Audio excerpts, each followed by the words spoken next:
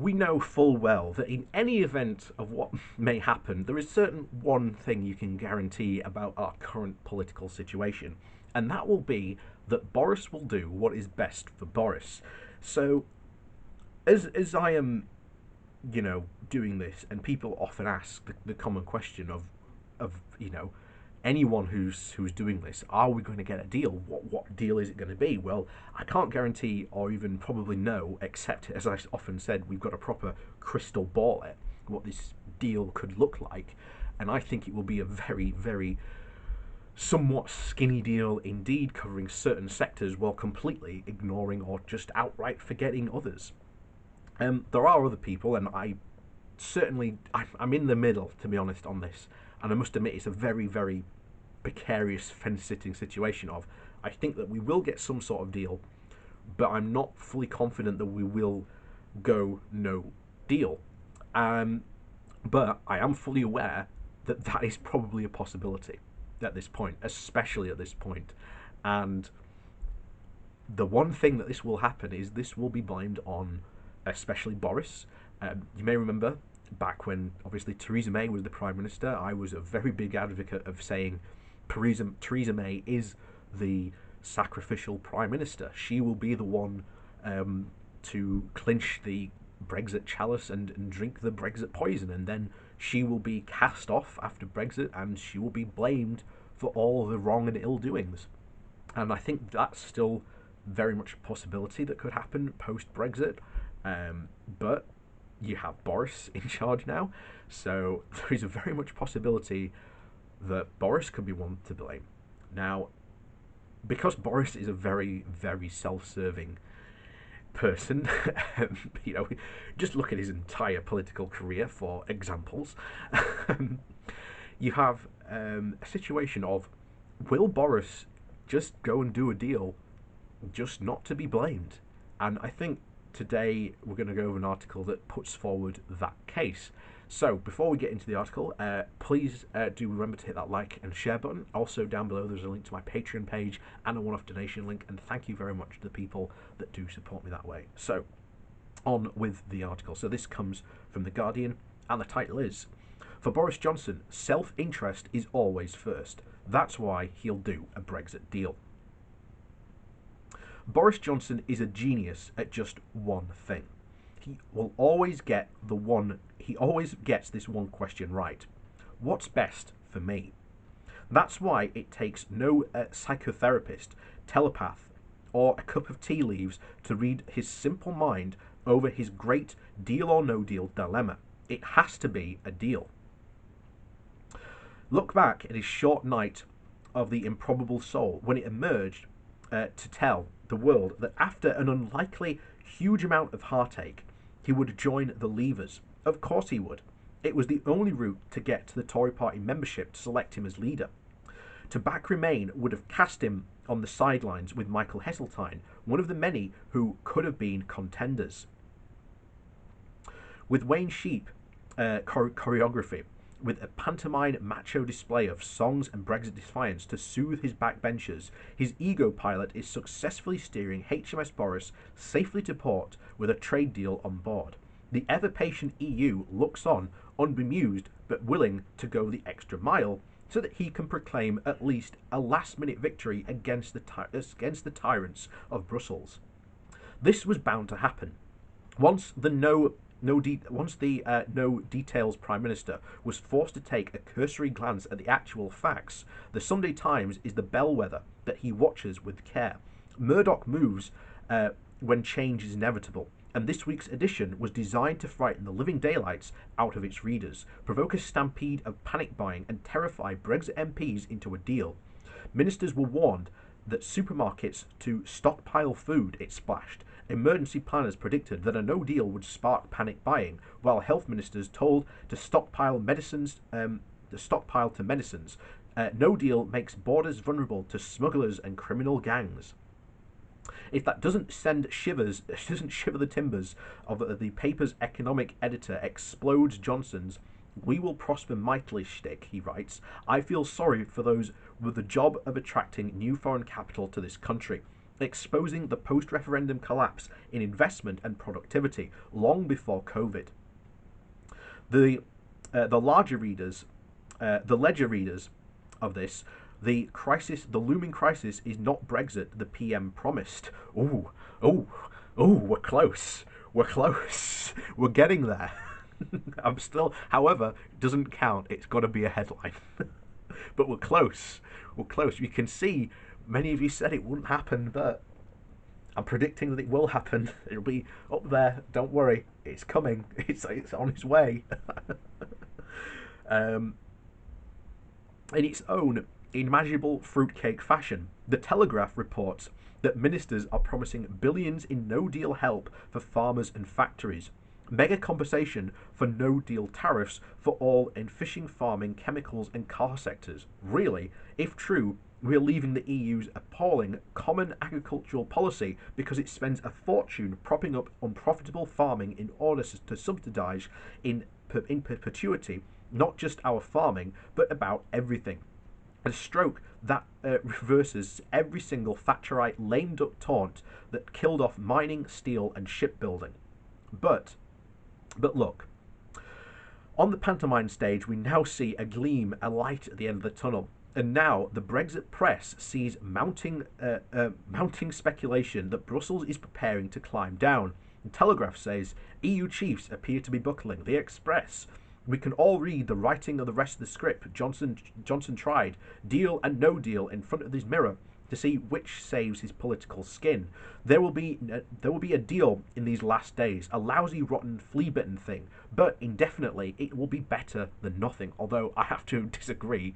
Sometimes the skinny deal, as we've seen from the economic reports, and some economists have already said, that will probably be just as bad as a no deal. So that's why businesses are constantly saying we need a very comprehensive deal, because the EU is going to remain our largest trading partners. Remember, in our top 10, the only two non-European countries are USA and China.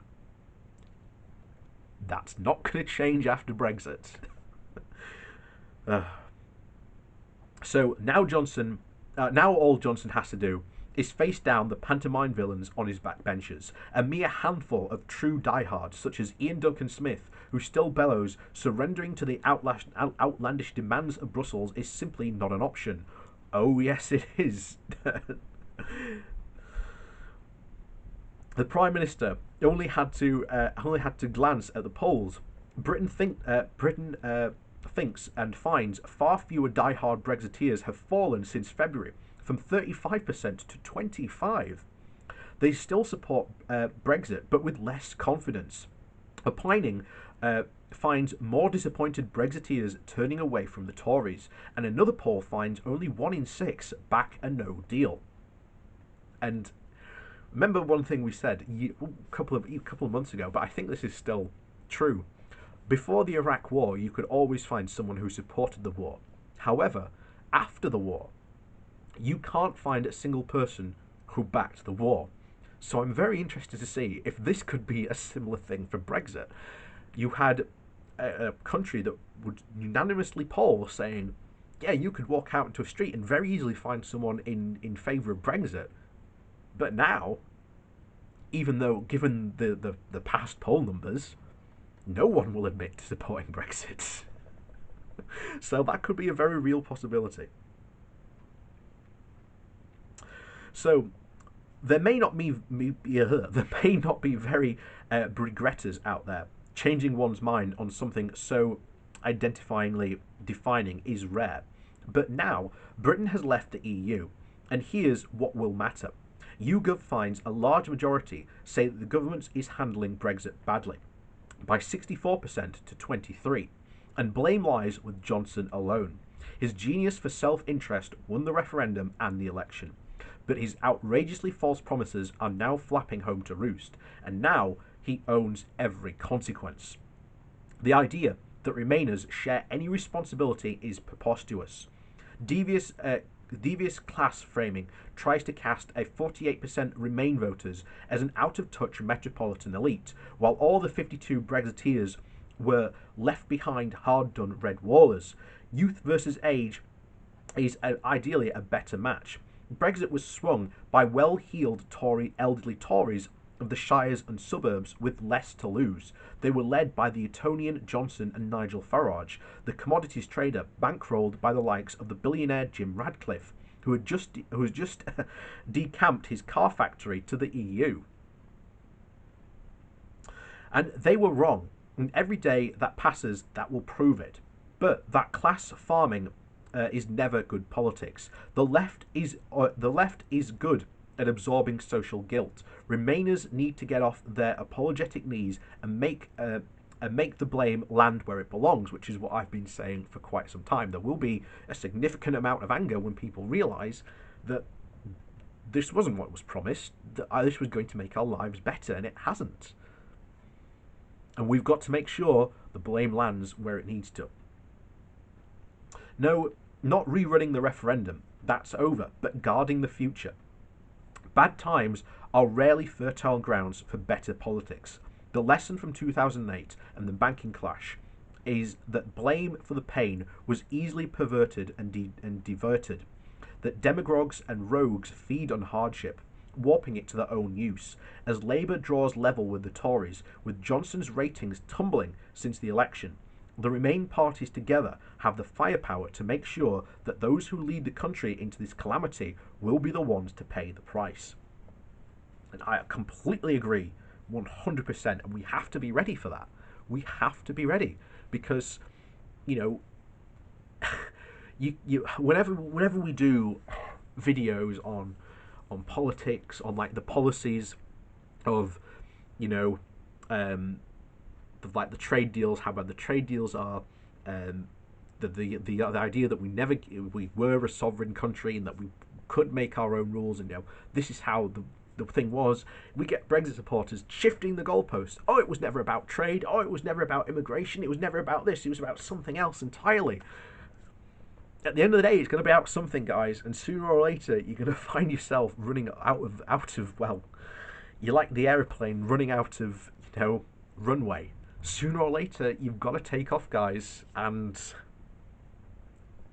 you've either A, got to own it, or you've got to admit that you were wrong.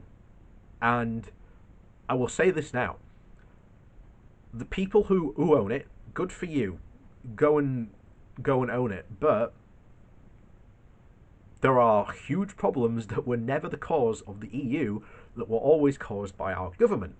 So, make sure you blame the Brexiteers on as you take off to own your precious Brexit. The other people who admit and own that they were wrong, well, welcome. I'm sorry you didn't hear our warning sooner, but we were trying to tell you all these problems that were rising, even before the referendum, during the referendum, and after the referendum. We were warning of all these problems, and that the government was just not thinking logically or even reasonably. So now we've got to rebuild our relationship with Europe, and that means getting a really comprehensive trade deal. That might even mean rejoining the single market and customs union. Now, you may not like that fact, but economically, that's what serves in Britain's best interest. And as I've always said, I think our path back to the EU will be this sliding scale, that we will just slide back in. We will just slowly start to accept more and more, because we need that relationship with the EU, which our economy depends on. It doesn't matter that we go and do trade deals with, far-flung countries halfway around the world. They just will not replace what we lose from the EU. So with that, thanks for watching. Please do remember to hit that like and share button, and of course down below there is a link to my Patreon page, as well as a one-off donation link, and thank you very much to the people that do support me that way. And as always, thanks for watching, and we'll see you all next time.